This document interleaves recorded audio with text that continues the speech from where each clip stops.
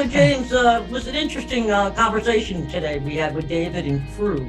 The QSR market is really taking off. I think as David noted, especially took off during COVID, and he had some interesting predictions for how the industry is going to go forward and Yeah. how they're addressing that.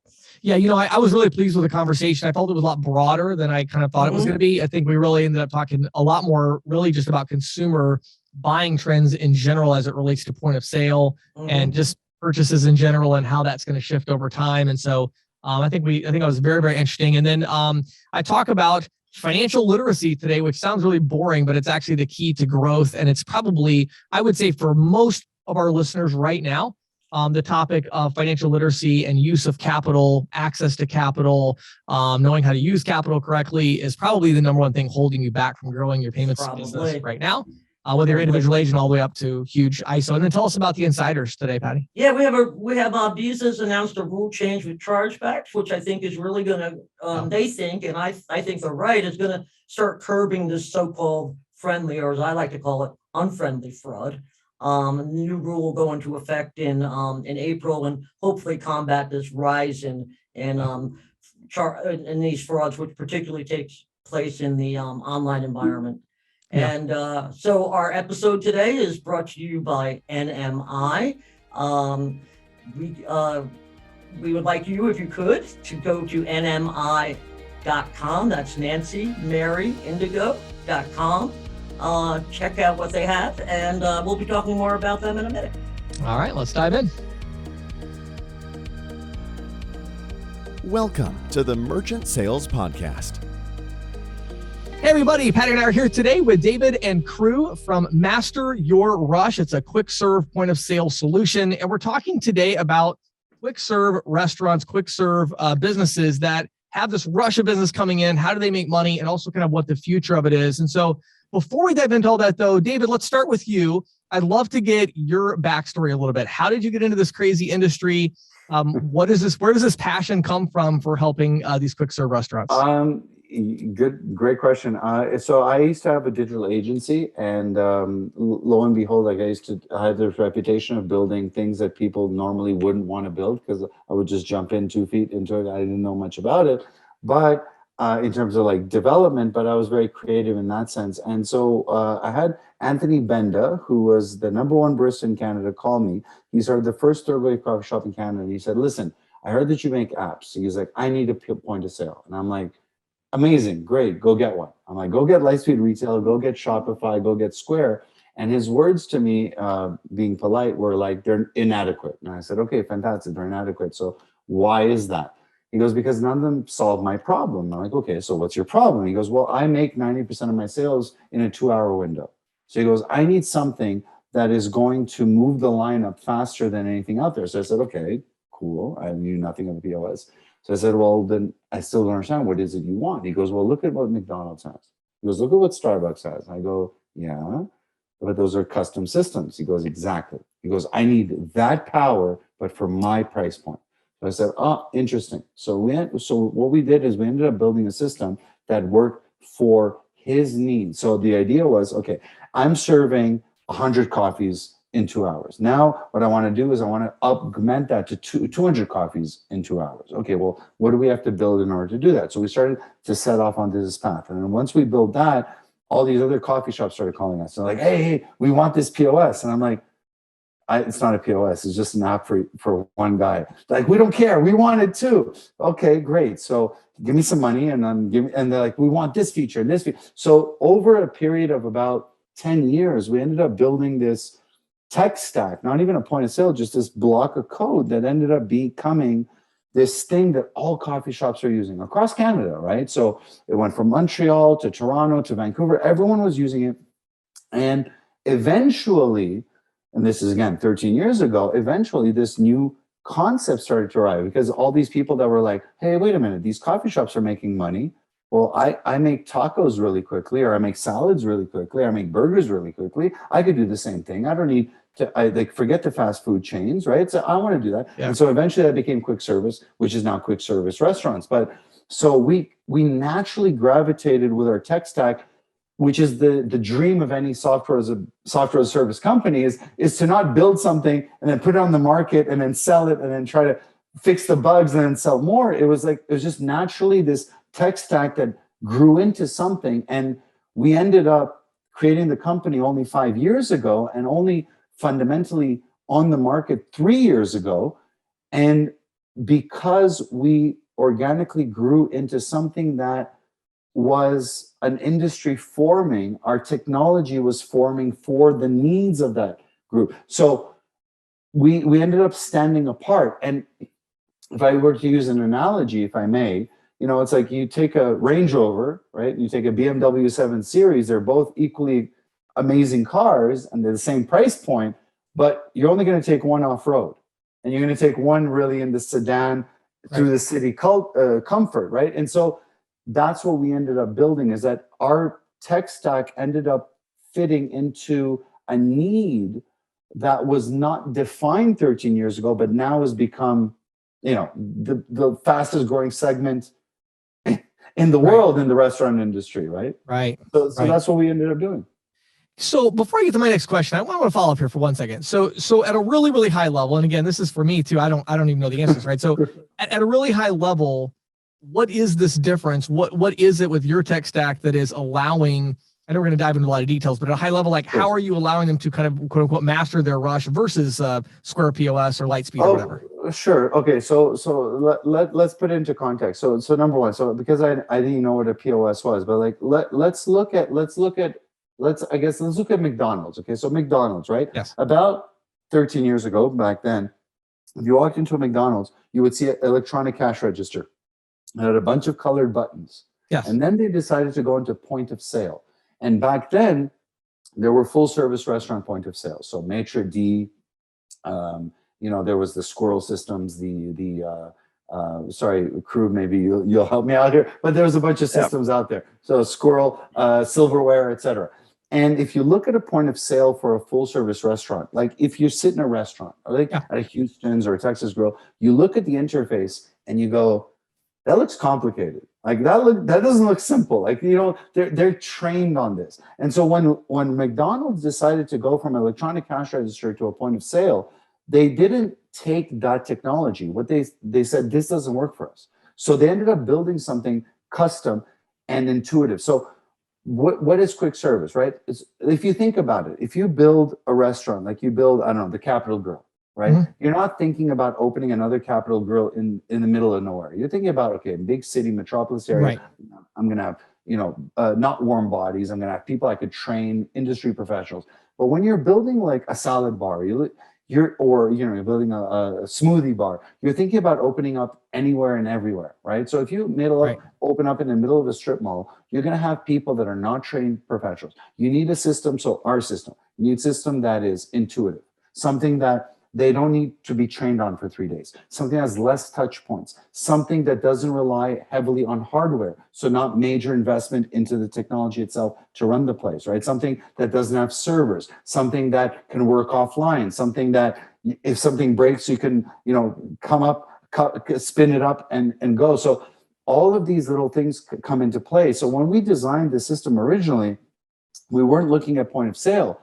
Like when I was asked to design the POS, they're like, I need to be able to add something to a cart and check out. I'm like, fantastic. Let's just mimic Amazon or eBay. And if you look at Amazon and eBay today, the interface, it looks like it's something from the beginning of the era of the internet. Yet everybody knows how to check out on Amazon and eBay. Everybody knows intuitively because it's been around for so long. So why would we want to reinvent the wheel around the way that someone would naturally use an interface, right? So that was the basis of what we ended up building. We're like, look, let's not make a point of sale be a point of sale like everybody knows what a point of sale is. Let's use the concept of a point of sale, which is record my sales and then give me information up there somewhere later. But if I'm using it, I need to just be able to just jump on it and use it, right? Like riding a bike. So that's what made us very different. And that's something that made us stand out from the crowd because we decided to work around this workflow. And again, not to negate on anybody else, but it's because all the full service restaurant tech stacks out there, there was no QSR back then. There was no idea of this. It was fast food chains and full service restaurants. And Right. so we ended up building something that just grew organically with this need of, intuitive checkout process, I guess. I like it. So it sounds like probably one of the biggest things you're saying, if I understand it correctly, is that as you're building out a quick serve environment, the people that you're hiring need to get up to speed very quickly, and they need to be able to do checkout really quickly. So the user interface and kind of the design of the process has to be something that's intuitive and fast. So there's not as many buttons to click. It's very quick. It's very seamless. There's these kind of defined processes and paths versus like a fine dining environment where there's going to be so many variables and there's table seating and all these other things that kind of made the tech stack a little bit more bloated than maybe was necessary. 100%. Like, sorry to interject, just to give you like a simple example, but people ask us all the time, they go, well, can we have colors on the buttons? Can we have pictures on the buttons for items? And we said, no. And they said, what do you mean no? And we go, if you were to put pictures, like, let's say you're a coffee shop, okay? You have a latte, macchiato, whatever, all that stuff, and you have a picture. The time it takes the brain to look at a picture and a name of something versus muscle memory as to where that button is. Right. It's a world of difference. And people say, well, what kind of difference is that? Even 3 seconds. 3 seconds times 300 potential orders. That's a lot of money that you might be letting go because your lineup is not moving as fast enough. And then people just leave and they walk away. So these little details that people take for granted makes all the difference in the world. So we had the, like I was saying before, we had the luxury of designing a product that only had to think about, how do I go from 200 orders in 2 hours to 300 orders an hour? How do I do that? Right. And not think about, well, I just want to have a point of sale that will take orders in a coffee shop. Right. So that was what we did. Okay. All right. So now that I got the context, so, as the founder and CEO of the company, you have this vision of it, you built this thing up. When you look back, let's say even, 3 years ago versus today, what do you see as these major differences, improvements in the customer experience with QSR, and what are these kind of trends that are driving this forward? Well, okay, so let's talk pre-pandemic. Let's talk pre-COVID. Number 3 things that were changing around the worldwide before pandemic. Pandemic accelerated everything, all of that, right? Yes. But fundamentally, look, real estate prices are going up around the world. Food costs are going up around the world, and wage costs are going up around the world, right? Globally. I mean, this is a no-brainer. This is what's happening. Right. So it's only inherently obvious that the only way that a restaurant's going to survive, and again, if you look at full service restaurants, right? We all have them. We all have our favorite ones in a city, et cetera. But there's one. They don't think about opening 5 of them. They don't think about scaling. They're like, we're going to make this place a staple and we hope we survive, right? Like in Montreal, Canada, we have this restaurant that used to be called Buona Notte. It was open 25 years and it closed before pandemic and it just shut down, bankrupt. Why? Wage costs, real estate costs, food costs, just didn't survive. And it was a staple. Right, crew will attest to that. Yeah, and it shut down. So what's happened is, if you look at those trends, what is inherently going to survive? It's going to be the idea of quick service, right? People are busier than ever.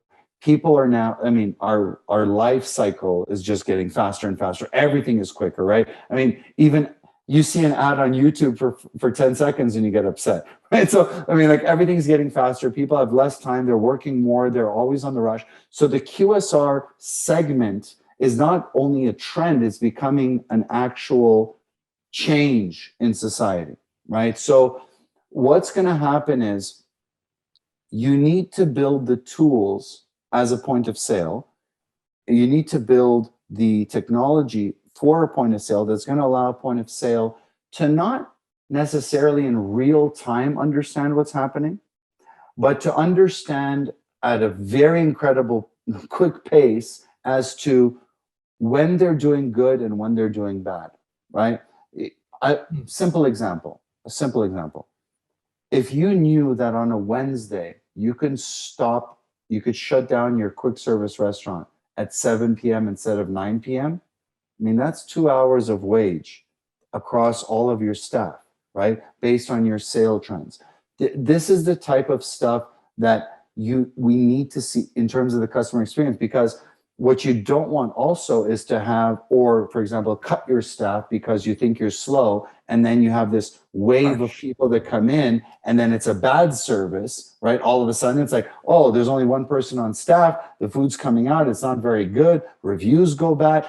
You want a system that'll allow you to at least understand in real time how your QSR, your quick service, is working during your peak rushes and then your flat lines, right? Like, how are you performing? And so this is exactly what the customer service experience needs. A simple example, you're good during a rush, fantastic, but then all of a sudden you have all this inventory. You're a kebab place, you're a chicken shawarma place. You have all this extra inventory. Well, at 3 o'clock, well, why not have a special between 4 and 6 when people are leaving work, that all of a sudden it's 50% off, and you can move that inventory and have less waste, whatever it is. How are you going to build your quick service restaurant to adhere to the foot traffic, digital traffic, delivery traffic, whatever traffic you're dealing with throughout the day? This is how you're going to make your customers feel like you actually care about them, right? And the different customers throughout the day, right? So, Right. So Yeah, very interesting. These are all things that you have to think about, and you can only think about it if you have, again, it's not to pat ourselves on the back, but if you have a point of sale or a ground zero system that'll collect this information and be able to at least output it into a report or some insight that you'll understand. Does that make any sense? I mean, that's. Oh yeah, it makes perfect sense. Perfect sense. Let me pose a question to Crew, if you don't mind. Crew, Please do. with all the new technology out there, for the QSR as well as for the consumer, how have expectations changed? For the consumer, and what are you all doing to address these new expectations? So yeah, like David was saying, right? Like, everybody wants their stuff and they want it now. Amazon's got same day delivery. Right. So what we do is we make it possible for that to happen. So we can produce, our merchants, they do their orders 30% quicker than other point of sale systems. And in addition to that, we're convenient. So we are where the consumer is, whether that's online, whether that's on app on their phone, whether that's using one of the delivery applications. So we're in all these places at once, and we connect the merchant to the consumers that way. And we also have a rewards program as well that I think works really, really well, very intuitive. And because people, it's nice to get a free cup of coffee every now and again. It's nice to get $5 off your order after you've been going to this place for a month. So those are the things that I think we do really well to help our merchants connect with the consumer. So is this so basically, and just to make sure I understand, so this app works at the location, but it also supports sort of like the omni-channel, mobile, online delivery, et cetera. Yeah, exactly. So we use our online app. Our online ordering works as a progressive web app. It can actually be downloaded onto an iPhone or an Android, and it mimics like an online ordering app. So merchants, they get a branded app that goes on their customers' cell phones. And like I said before, right, it's all about convenience. When you go into these places, you're not there for a long time. You're there to complete a task. You're there to get your coffee and get done with your walk. You're there to pick up your pizza and get back to your family. You're not there for like a nice family dinner like you would be at a full service restaurant. So it's all about speed and convenience. And I think that was the two things that we execute on very well. Yeah, you know what's funny about this? Like, just thinking about like my own experience with quick serve, it's funny how my expectations have changed in the last, 24 months, where it's like now for me to go to a quick serve restaurant where I actually have to make an order at the little thing, instead of like on my phone and I just go pick it up. It's like, I thought this was quick. Like, are you kidding me? I have to wait in line to order this thing? Like, what do you mean? Like, where's the QR code? Like, what's happening? Exactly. James, I had this experience over the weekend. I discovered, Crew and David, I live way out in the middle of nowhere on top of a mountain in Western Maryland. But lo and behold, I got an email from Uber saying, use this coupon for Uber Eats. Yeah. I was astounded. I placed an order with Uber they're Eats, everywhere. They're everywhere. and they were here in 35 minutes. Oh, I'm yeah. 20 minutes from town. You're right. It was Right. like, wow, I was sold right then. I was like, I think they slingshotted the food. I don't even think they put it in the car. I know, right? And this girl, I watched the car coming, got to watch the car coming up, and she drove up and handed it to me. I was just like, wow, that is quick. That's, it really is amazing. I mean, when I feel like I remember, Patti, and of course I'm in rural Pennsylvania. I mean, I'm a little more populated area than you are, but right. When we became in range of, Walmart grocery delivery, that was the last time I went to a grocery store. That was a couple of years ago. So I think what's interesting, guys, is, it's definitely, I see this trend happening. It's like, it's progressing. And to your point, the quick serve restaurants are going to have to adapt if they want to survive. So let's zoom out a little bit, crew. Let's keep talking, but I want to talk about some of the boring stuff for a minute. So it's really cool to talk about all the sexy things and, there's this ordering thing and that speeding. What are the core things though? Like when you think about a quick serve restaurant and this providing the consumer experience through technology, what in your mind are kind of these core building blocks that these quick serve restaurants have to get right if they want to survive and do well, or what do you have to provide, I guess might be the better question. Yeah, so I think what makes us a great point of sale system is that we're simple to use, right? So there's no need for additional add-ons or anything like that. Like everything is baked into our solution, but we are still modular. So we can take one master or one register, for example, and shoot the information to 2 kitchen displays, or we can take 2 registers and send it to 1 kitchen display. Whatever the workflow is of that particular merchant, we can adapt to it. And like David was saying as well, right? It's very, very easy to use. I gave it to my mom after I made a menu. I asked her to build me a pizza, and she could do it with no training whatsoever.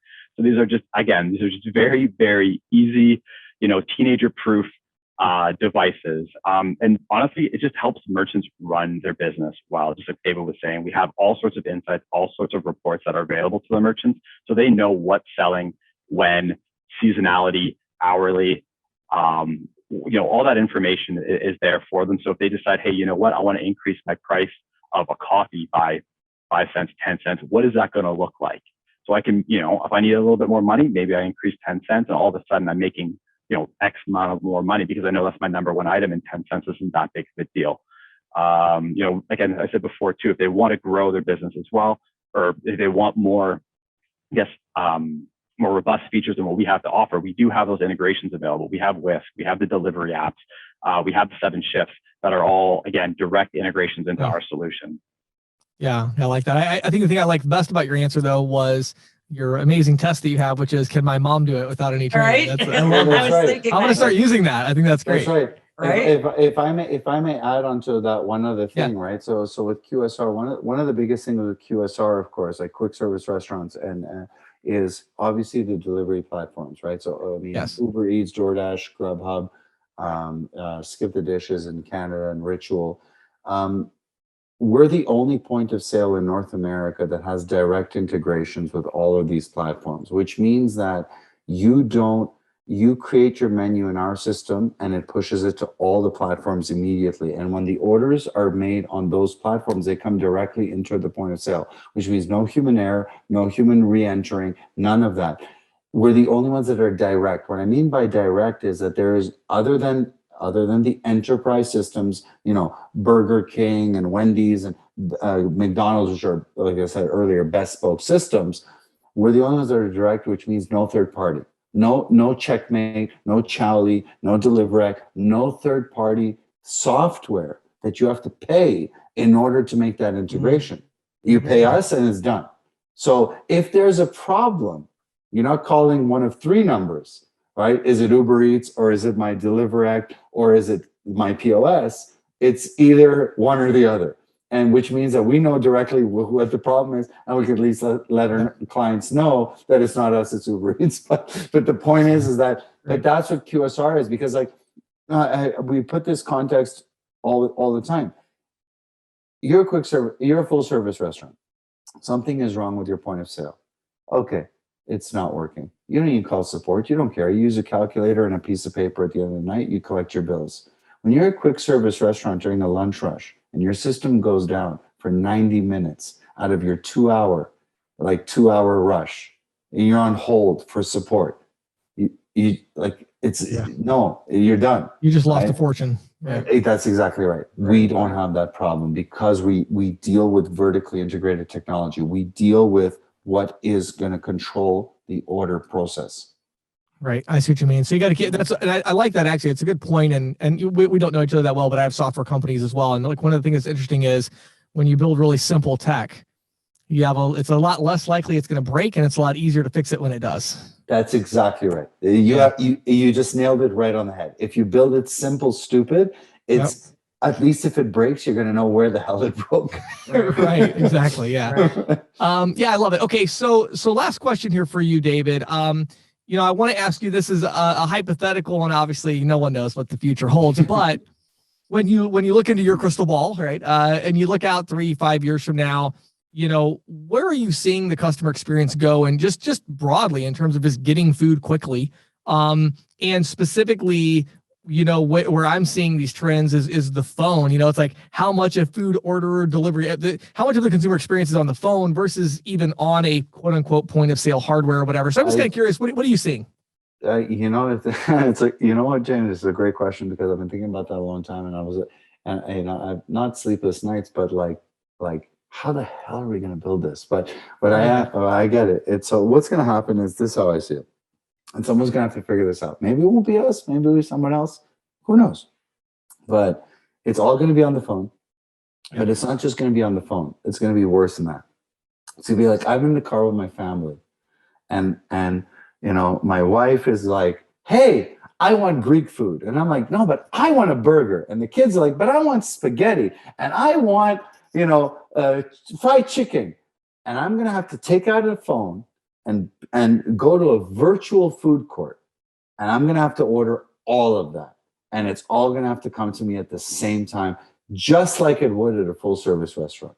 See, if I'm sitting at a full service restaurant, I order the salmon and you order the steak and someone orders the salad, it all comes out at the same time because there's still a human interaction. The sous chef or the chef calls it out when they need to build it so that it comes out on the pass at the same time at the table. That's what's going to happen at QSR. People do not want just ghost kitchens, because if you go on Uber Eats right now and you're like, I'm going to order the Greek, fantastic. That's one order. You paid for delivery and now you have to place another order. Okay, now I'm going to order the burger. That's not what I want. I want all of it. I want a full service restaurant experience at home, but I want it from everywhere else. So gimme never gets, but that's what the reality is going to be. So the real question is going to be, so like we have, for example, a food court in Montreal, Quebec, where we have all of the counters. But they asked us that one day. They're like, can you like connect all this in one app and people can just order whatever they want? And I'm like, so you want us to be able to send the ramen or the ramen noodles order at the same time as the tacos? We're like, I'm sorry, we're not there yet. But that's where it's going. Yeah. That's the future. It's like, I want all of this food and I want it to be relayed in real time to kitchen displays or whatever it may be. And then somehow, miraculously picked up all at the same, and then brought to me, so it's all warm and cuddly.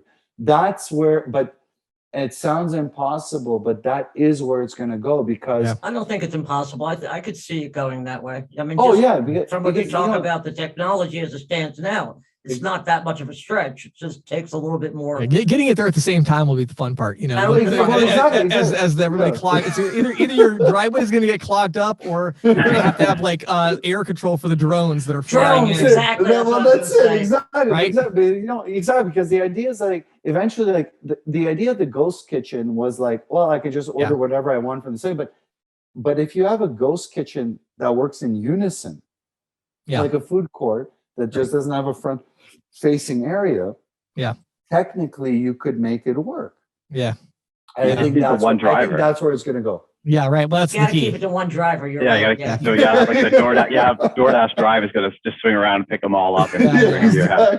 Exactly. I love it. So ideally, it's actually a food court, okay? where the DoorDash guy is just going from stall to stall to stall and then jumping on his moped and taking off. Exactly. That's exactly right. Yeah. You can tell Although I that's think all four of us probably would agree that by the time that arrives, I doubt that there will be a driver involved. Yeah, exactly. Right, exactly. yeah. It'll just Right? be like it'll just be these robotic hands. Here you go. You're right. Well, guys, this has been interesting, and I know that a lot of people in our audience might want to, reach out to learn more. Can you just quickly speak to how you partner with ISOs and agents, and maybe also tell our audience, folks out in the audience, where they can go to learn more? For sure. So I'm definitely the best person to reach out to. I can be reached at partnerships@myr.io, or you can go to our website, myr.io, and click on the Let's Connect, and somebody will be in touch with you. We're an extremely partner-centric organization. So, with the online ordering and card present stuff, we support dual pricing in both of those environments, which I know is very, very important to the agents. We have our own agent program as well, where they can actually qualify for free hardware for the merchants. And we also work with full-service ISOs as well. We help them close deals.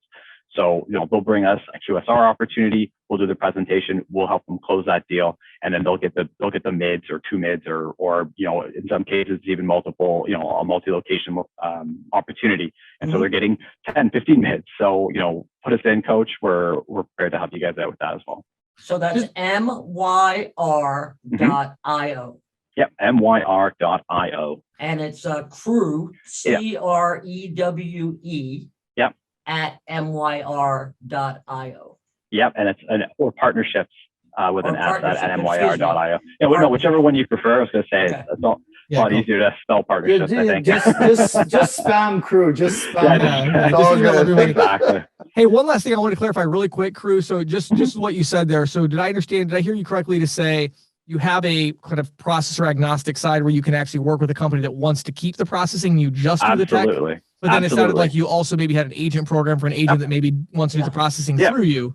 Is exactly. that okay? Yeah, exactly. So we work both ways. It depends on how the agent, how people want to work. And, like I said, we're a partner-centric organization. So if they want the mids, they want to do the dual pricing, we have direct integration with Deja Vu, and we use NMI as the gateway for our online ordering. Cool.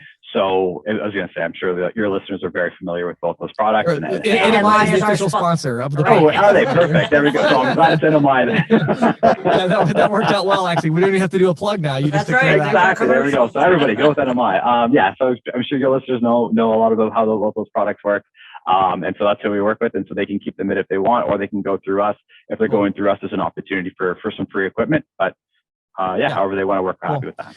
Well, David, Crew, both of you, I always love when we do a podcast interview with people that are passionate about their topic. It always comes through. It's very obvious. Both of you, I can tell, are all about helping quick service restaurants master their rush. I love it. And so thank you both so much for taking time out of your busy schedule to talk with us today. Appreciate it. We thank you. Honestly, it's an honor. It's an honor to be on podcasts that actually understand what the hell we're doing. That's right. It's great talking to people that know what this industry does. Absolutely. As we all do in our private lives. What do you do? Yeah, exactly. Yeah, awesome. Well, hey, thanks guys so much. I hope you have a great rest of your week. So, Patti, I was having an interesting conversation with an industry professional over the holiday weekend, actually. And while I was sitting and watching my kids play in their castle swing set, and my other kids were in the pool, and so I was like, hey, I realized I was sitting there with my iPad. I'm like, you know what? I actually think I could do something right now. I think my kids are all really happy at this moment. So I was thinking about the industry and just thinking about how important B2B is now, and how important it's going to become.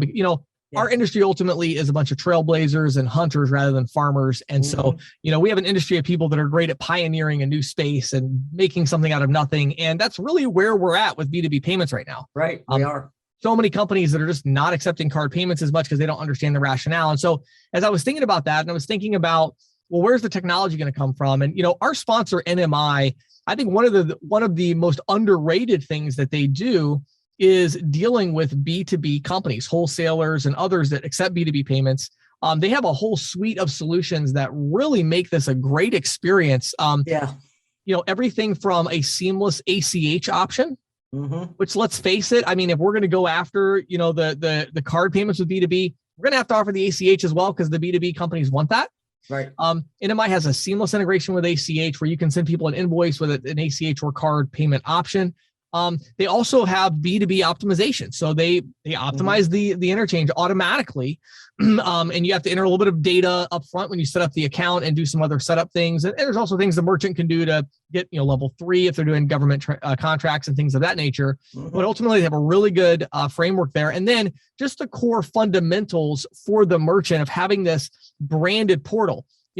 That's so important in the B2B space. Because it has to be, they don't want to be, going on Zelle or, something generic. They need to, and they can't. These are $10,000, $15,000, $20,000 transactions. Right. They need like legitimate payment options. And so you as a small ISO, exactly. And you as an ISO being able to go and say, here's our solution. It's a branded version of NMI. All of a sudden, it's like you become the B2B expert. You become the company that's providing this B2B technology, whether you might be an individual agent. And it's like, here's my B2B gateway that I, offer my clients for free or that I have a small fee for. And so I think for many of you, the B2B space might seem kind of scary. Let me just tell you something. With a solution like NMI, it's actually not at all. In fact, it's a lot easier to set up than most of the point of sale system deals you're doing now. All these companies really need, you got to get them set up with a processor that's going to take the B2B, account. Right. But assuming they're going to take the account and they're going to run the big transactions. On the tech side, it's like, here's NMI. Good luck. And there's really not that much to it. Shoot them a couple of videos, get familiar with it, get a demo account, get familiar. But ultimately on the B2B side, it's a perfect solution of, sending email invoices, tracking those, providing payment options, including ACH, optimizing the interchange when it comes to as a card payment, all of that's built in. It's all branded. So if you haven't checked it out already, as Patti mentioned at the beginning, go to nmi.com. Reach out to them. Let them know you heard about them on the Merchant Sales Podcast. We would appreciate that. And so check them out. I think you're going to like it and take some time to think about B2B because I'll be talking a lot more about it in the coming months. I know we will. And I think it's a wide open opportunity. And now, here is Questions from the Field with James Shepard. So, Patti, today I want to talk about financial literacy and payments. Oh, that's a great topic. Yeah, so I actually want to do a little shout out here to a guest we've had recently, which is Elena Smith, who posts a lot of great content on LinkedIn. I'll give her a free shout out today. And if you're not following her, you should. So Elena works with her husband, who's her partner in the business, and they run Secure Bank Card. And she made several posts recently just about how valuable accounting knowledge and kind of financial knowledge can be in the payments industry. And it really struck a chord with me. And I wanted to record something about it, if for no other reason to promote the content she did, which was fantastic. But also, I just wanted to talk about this idea of financial literacy and why it is so crucial in our industry.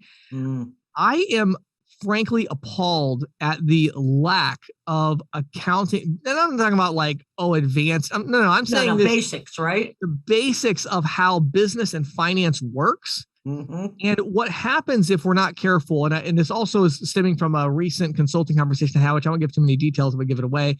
But, we have to be able to separate two problems. Okay. Are you ready? Here we go. These are the two things. I'm trying to get to the nitty gritty here real quick. Okay.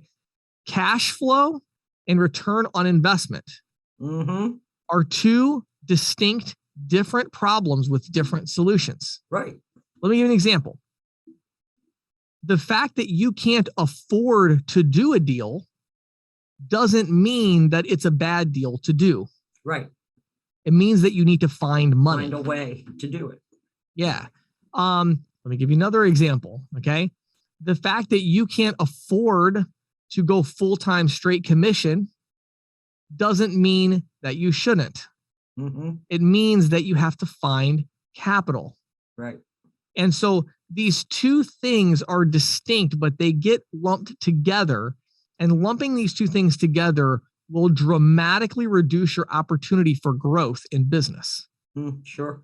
And so I'm talking about everything from individual agent all the way up to humongous companies that I have talked to where these two questions get lumped together. Really? And I say, here's a way that you could make a lot of extra money. And it's like, well, we don't have the cash flow to justify that. Wait a second. That's not what I just said. I didn't ask, can you afford it? I said it's a good idea. It is objectively a good idea to do this. So here, let me make it even simpler than that. Okay. If I said to you, if you give me $50,000 today, I will give you $60,000 a month from now, no risk. Okay. Nice, right? Now, objectively, that is a good deal, Mm-hmm. right? By anybody's standard, that's a good deal. Now, the fact that you may or may not be able to do that deal is a different question and a different problem. Right. So now what you have to figure out is, if you have the 50,000, it's an easy decision, right? Just hand me the 50,000. A month later, I give you the 60,000 back, no risk. Well, that's great, right? And it's a secured investment, and that's a no-brainer. Now, I say that, but there are a lot of people in this industry that have that decision to make pretty much on a monthly basis, where they could go buy a deal that would cost them 10,000, and within 12 months they would get back 30,000, and they choose not to do the deal Because they don't have the 10,000. or sometimes they do, and they Mhm. just have some policy that they just don't buy that many, terminals, or they don't invest in point of sale. They charge for it. Well, yeah, you get a lot of that, right? I mean, Okay. yeah, Yeah, we've yeah. talked about that All in right, the past. right, It's a short-sightedness, right? Yes. Mhm. So you have that. But then if you don't have the money, so again, back to my simplistic example here, if you don't have the 50,000 to give me, here is the next two questions you have to ask. Can I get the $50,000 from somewhere, Mm-hmm. and how much is it going to cost me? Mm-hmm. So if that 50,000, maybe you have somebody you could go borrow 50,000 from, and in a month from now, they're going to want you to pay them back 52,000. Right. That's still a really good deal, because now you give me 50,000, I give you back 60. Mm-hmm. So you have your original 50 back, and you have to pay 10 back to the person who loaned you the 50. You still have 8,000 left over, right? So we have to think about our cost of capital. All right.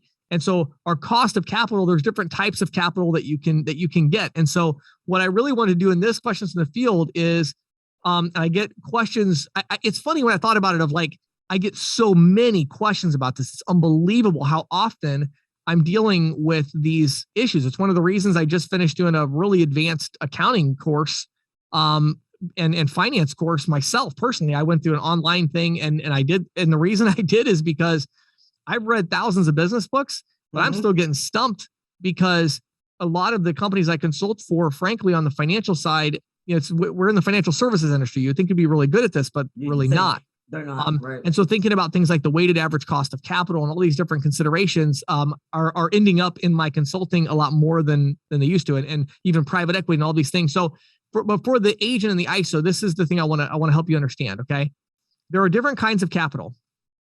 The odds are you probably could gain access to a lot more capital than you think you could. Okay. Mm-hmm.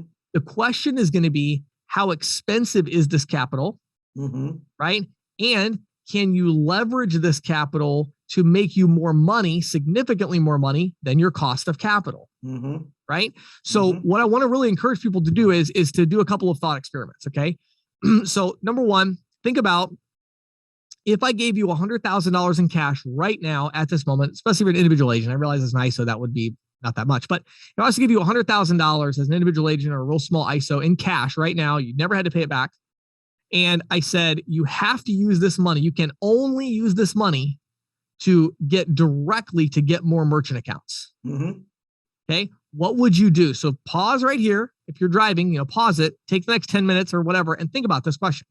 You have $100,000 in cash. You can only use it to acquire more merchant accounts directly. What would you do with it? How many merchant accounts could you get? How much would your residuals grow? Right.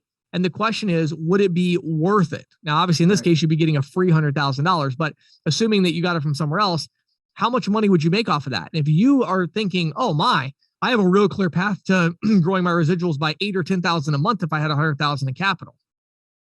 Right. You go find $100,000 in capital, because that's a great return on investment. Right. And if you can get that capital at 15% interest or 10% interest over a period of time, all of a sudden you have what might turn out to be a pretty good deal, provided your assumptions are correct about that you could convert into 8,000 or 10,000. You wouldn't actually go spend it on something that would not be giving you a return. Right.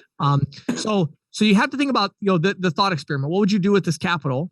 And if you have something that you would do with it that would dramatically increase or grow your business, now you have the second problem, which is to go find the best source of capital. So I'm going to give you guys just a couple of quick thoughts of things that you should probably look into in our industry. Number one on my list, and this is a very specific recommendation, but I'm telling you what, you need to be looking into it. There's a company called pipe.com. They have not paid me to advertise or sponsor them in any way, but I think they have one of the most unique business models for providing capital that I've ever seen. And I think it's something that our industry really needs to tap into. So basically, without getting into the long version of it, they basically give you the annual recurring revenue at a discount on your monthly recurring revenue. So let's say I have an account that's generating $1,000 in monthly revenue. And so I've got $12,000 in annual recurring revenue. They would give me all up front. They would give me the full amount at a slight discount. And at the end of 12, and they keep the $1,000 for the next 12 months, each one that comes in. And then I'm talking about very slight discounts, actually really competitive rates. At the end of the 12 months, I start getting my $1,000 again. So for 12 months, they basically buy the monthly recurring, they buy it at an annual thing at a slight discount, so they make money. That's unusual. I mean, I've never seen something like that. It's very unique. It's very unique. And so they have a really unique model. I like them a lot. I've advised several people to go to them and take a look at it. And so if you're looking for capital, that's an option. Another option, the second one that people just don't think about is, I'm telling you, you need to be talking to the company that you're processing with, and you need to be making connections with them, right? And talking to them about how you could use capital and brainstorming with them. I'm telling you, the people in our industry are flush with cash. And I don't mean the agents who are usually broke. A lot of the agents, unfortunately, I'm talking about the people that are the CEO of the processing company, whatever it is. Make real connections with these people and go talk to them, get their advice. I mean, that's very valuable. But tell them, I'd really like to grow my business, and tell them on the Merchant Sales Podcast, James challenged me to come up with a business plan of what I would do with $100,000 in cash, and this is what I would do with it. Yeah. Take that to them and say, what do you think about this? Does this seem like a reasonable plan to you? They might say, that looks like a great plan. I'll let you draw $10,000 a month for the next 10 months so you can make it happen at 10% interest, or we'll take a portion of the residuals to pay it back, or whatever it is, work a deal out. So especially if you have residual, if you got 10, 20,000 a month of residual, go to your processor and say, can you use that as collateral in order for me to borrow money? I'll pay you back $2,000 a month out of my residuals. You're going to get paid because you got my residuals. Right. There's no need they don't have to worry about your credit or anything else. It's like they have the collateral, but that if you had this, $50,000, you'd be able to do this marketing campaign, or you'd be able to hire these telemarketers, or, whatever, do this marketing, print marketing, and, I don't know, whatever it is you want to do, and they would be able to finance it. So again, I don't have a lot of time today, so I'm going to end it here, but I just want to, cover just broad topics. Number one is, you need to have a basic understanding of financial accounting in this industry, because it's just going to help you so much. It's hard for me to put it into quantify it or whatever. Trust me, it's going to help you a lot. Go to udemy.com or one of these other platforms for education, and just look up a financial accounting, for beginners. Just, you need to understand what a profit and loss report is, what a cash flow report is, what a balance sheet is. You need to understand basic financial information, how to calculate your return on investment, the cost of capital. These things should all be making sense to you, and you should understand them. Number two, separate the question of, is this a good idea? Meaning, is it objectively a good financial return? Separate that question from, do I have the money? Because there are different problems with different solutions. Right. You need to have, first and foremost, you need to have a really good plan of how you would use capital effectively. But then, and only then, you need to go find the money. And then lastly, how do you find the money? Two sources I think everybody on this call should just take a look at. One is pipe.com. Let me just really quickly preface one thing. With pipe.com, you're going to have some money in the bank, like $50,000, $100,000, of bank balance. So pipe is only going to be applied for more of the ISO, a little bit bigger. You have to have some capital. I mean, that's not a lot, but you got to have $50,000, $100,000 in the bank for them to do a deal with you.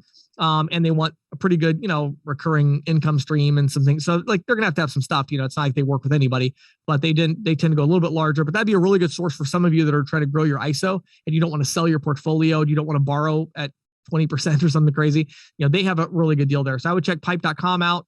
And then also, again, go to your processor, your acquirer. Again, maybe you're a large processing company and you're like, we need to be giving away free equipment to every restaurant we're trying to sell. And you realize that's going to cost you $400,000 a month to do that. Right. And you're thinking, wow, that just seems like so much money. Really? Go to your acquirer. To them, that's going to be like their, annual budget for like staplers. You know what I mean? Like that's actually Maybe not a little bit more than that. A little bit more, but you get my point. Office supplies. How about that? There you go. Office supplies. But I'm just saying that, again, to them, see, the thing you understand is this.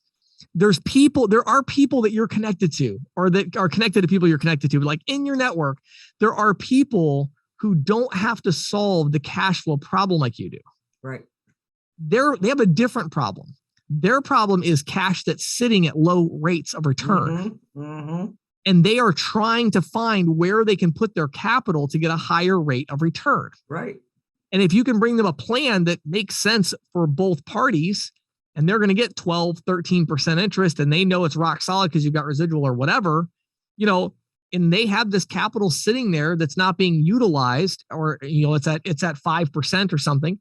Right now, the way the economy is, there's a lot of companies that would say, you know what, that's a good idea. And we know your company's legit. You've got 60,000 a month residual. You need 400,000, a month for 4 months to get this going. Whatever. I mean, these deals can be done. I'm telling you, I'm consulting people all the time that are doing these deals that are huge deals, 7 figures, massive deals that are working out. And you've got to go get yours. So think a little bit bigger. Okay. Think a little bit bigger. Think about what are your ideas of how you could utilize capital.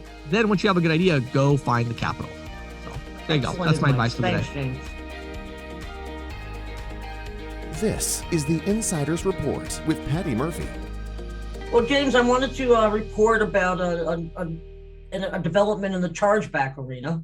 Okay. That's one of those arcane subjects, but I mean, it's definitely something people need to be aware of. And Visa is revising its chargeback rules to help merchants better combat what they call so-called friendly fraud, or as I like to call it, not so friendly fraud. Right. Well, I like to call it stealing. Yeah, right. Stealing, really. Yeah. Friendly fraud, of course, occurs when a cardholder who legitimately makes a purchase later disputes the transaction as fraudulent, thereby triggering a chargeback. Right. Now, data analyzed by the fraud prevention firm SIFT reveals that nearly 1 in 5 consumers, 17% of consumers, admit to having filed chargeback disputes that were not legitimate. Wow. Really? Right? Yeah. Doesn't that blow your mind? I mean, I am shocked by that. That's incredible. Wow. I am totally shocked by that. I am totally. But, I think a lot of it has to do with the more volume going through the card not present channels. Yeah. Right. Yep.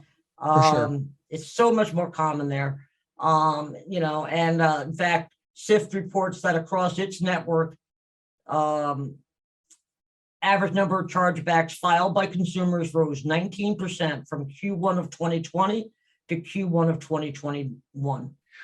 With the average value of the chargeback rising 21% to $293 and change. Wow. That's a lot. I mean, that's really, and here was another one, Count, which is another fraud prevention firm.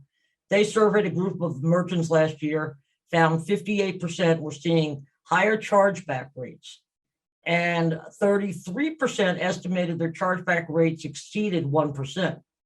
Well, if you're at 1%, that's going to be triggering fines, possibly even a suspension. Yeah. Wow. So the revision that Visa just announced, with that revision, a merchant who believes a disputed transaction is in fact legitimate can provide additional information evidencing this. And if they can do that, the dispute will be rejected. Some of this additional information includes customer using the same card for previous purchases at the same merchant. Logging credentials. Right. Or proof of use of the product, like when you get software and you say, oh, I didn't buy that software. Really? Because we see you used it. You know? Right. So Yes. that's a really, that I think that those are going to be some interesting tools, especially for the card not present environment. Yeah, and especially Um, especially the one about they've previously used it. Yes, the That would be previously used interesting. card. Yeah, That'd I be think interesting. that Even in a retail environment, I could see that being interesting. I could see that being a really interesting one.